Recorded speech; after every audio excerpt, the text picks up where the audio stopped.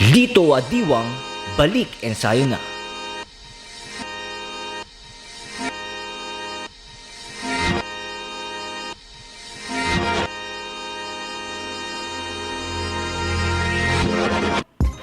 Makalipas ang isang buwan na pagka-quarantine ni Lito Adiwang, ay muli siyang nagpapalakas at balik sa pag-iensayo. Hype na hype at masayang-masaya naman si Adiwang dahil nakabalik na siya sa pagte-training. Nasabi din niya nung panahong hindi siya nakakapag-ensayo physically, ang ine-ensayo niya daw ay ang kanyang utak. Mabuting mabuti. I'm so pumped up at yan, nakabalik ako sa training. And while nasa quarantine kasi ako, physically hindi man ako maka-training pero trinain ko yung ang dami kong visualize na kailangan kong improve or ano pang kailangan kong gawin para mapaganda ko pa at mapalakas ko yung laro ko. Nakwento naman ni Adiwang nung siya ay naka-isolate, ang nakita niya lang doon ay negative at positive. Sa panahon daw nung siya ay nag-positive, doon daw niya nakita ang mga tunay na suporta. So, yan lang. Ang nakita ko lang na isang doon, there are negative and positive. So, yan. Nung nagka-positive ako, ang positive na nakita ko doon is, yun nga, parang hindi man natuloy yung fight ko. At least, na-check ko yung mga holds ko pa and then na-check ko pa. Ang dami ko pa palang pwedeng gawin para manalo sa fight ko. So, yun ang positive thing kasi parang nagka-rush lang ako nung yung kailangan short lang. Medyo short yung preparation ko nun and yung gagawin ko sana. Medyo parang limited yung nakita ko. Pero nung yun ang positive na binigay sa akin nung nasa quarantine ako kasi nakita ko, na-open ko yung big picture. Nakita ko yung big picture na yung dami ko pa pwedeng gawin para manalo doon sa laro ko. And the negative side about it is we saw the real supporters. Kasi on that time, parang yun yung kailangan ko ng support kasi na-down ka nga, may sakit ka, na-down ka pa and then nakakulong ka lang.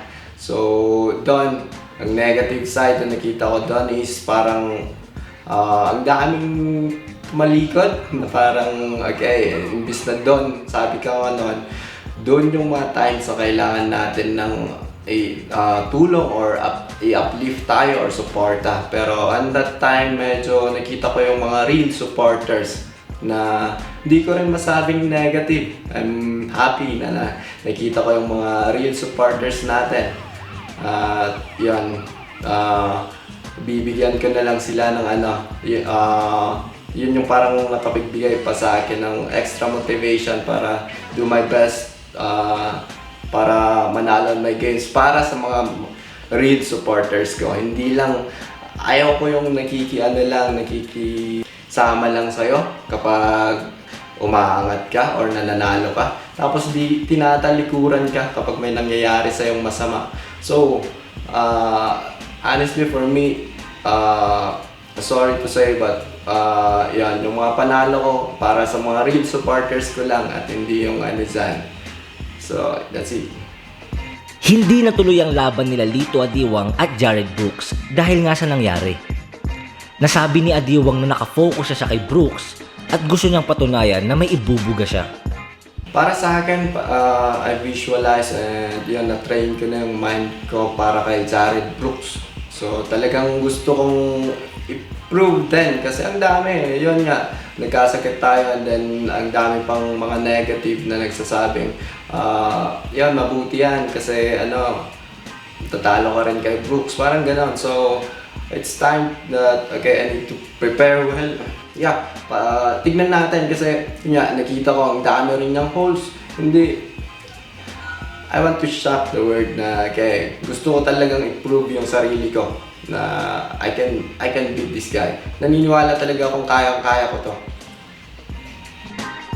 Ito naman ang nasabi ni Adiwang na dapat abangan sa kanya ng mga tao. ang dapat abangan sa akin is yun lang. Still, yung explosive na Thunder Kid, babalik na yan. Explosive, but more technical.